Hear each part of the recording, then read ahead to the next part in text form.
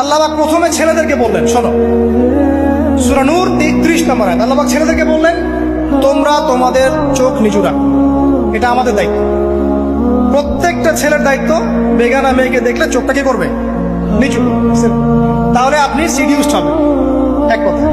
2 number, আল্লাহ পাক আমাদেরকে বললেন, তোমরা তোমাদের লজ্জাস্থানকে হেফাজত করো। কাদেরকে? আমাদেরকে, মানে ছেলেদেরকে। প্রথমে আল্লাহ পাক ছেলেদেরকে বললেন, চোখ নিচু করে রাখো, লজ্জাস্থানে হেফাজত করো। ঠিক আছে? সূরা বানী ইসরাঈল আল্লাহ পাক বললেন, জিনার ধারের কাছেও যেও না, ধারের কাছেও যেও। আল্লাহ পাক আরো বললেন, যদি কেউ জিনা করে ফেলে, সূরা নূরে, তাহলে তাকে 100টা বেত্রাঘাত করতে হবে। কয়টা? 100টা, এবং 1 বছরের জন্য তাকে বহিষ্কার করতে হবে। আল্লাহ পাক শাস্তিও দিলেন, শুধু তাত্ত্বিক বিধান দেন নাই, শাস্তিও দিয়েছেন। কারণ শুধু তাত্ত্বিক বিধান দিয়ে হবে? আমি যদি ওয়াজ করে বেড়াই, ভাই মদ খায় না, কোনো শাস্তি না অ্যাপ্লাই করি, তাহলে কি মদ ছাড়বে মানুষ?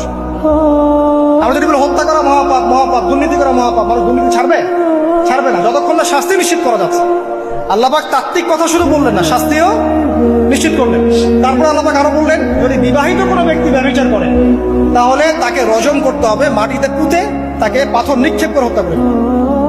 ঠিক আছে? শাস্তি। এরপরে দেখেন আল্লাহ পাক মেয়েদেরকে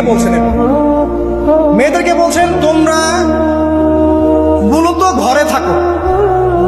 যদি বাইরের পরিবেশ তোমাদের অনুকূলে না থাকে, তোমরা ঘরে অবস্থান করো। ওয়াকরনা ফি বুয়ুতিকুন্না ওয়ালা তাবাররুজনা তাবাররুজাল জাহিলিয়াতিল উলা। তোমরা মূলত ঘরে থাকো। জাহিলি যুগে মেয়েরা যেভাবে নিজেদেরকে প্রদর্শন করে বেড়াতো, এই কাজটা তোমরা করো না। যদি করো, তাহলে সমাজে বেহায়াপনা, ফাহিশা বেড়ে যাবে, তোমরা নিজেরাই ক্ষতিগ্রস্ত হবে, যেটা ওরা হচ্ছে এখন। আচ্ছা, এরপর আল্লাহ পাক আরো বললেন, হে নবী, আপনি আপনার স্ত্রী এবং মুমিন নারীদেরকে বলেন, তারা যদি বাহিরে যায়, যেন জিলবাব দিয়ে তাদের পুরো বক্ষ দেশটাকে ঢেকে নেয়। তাহলে পোশাকের সংস্কৃতির শেকড় কোত্থেকে শিখবো? আমি কোত্থেকে শিখবো? আল্লাহ পাক কর্তৃক নাজিলকৃত সর্বশেষ ঐশী গ্রন্থ থেকে শিখবো নাকি? যে বইয়ের মধ্যে কোনো ভুল নাই, সেটাই তো আমার শেখার মাধ্যম হবে নাকি যে দর্শনে 1000টা ভুল, সেটা শিখবো আমি?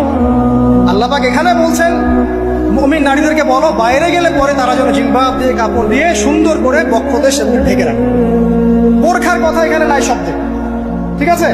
ঢেকে রাখা ঢিলে ঢালা পোশাকের কথা এসেছে।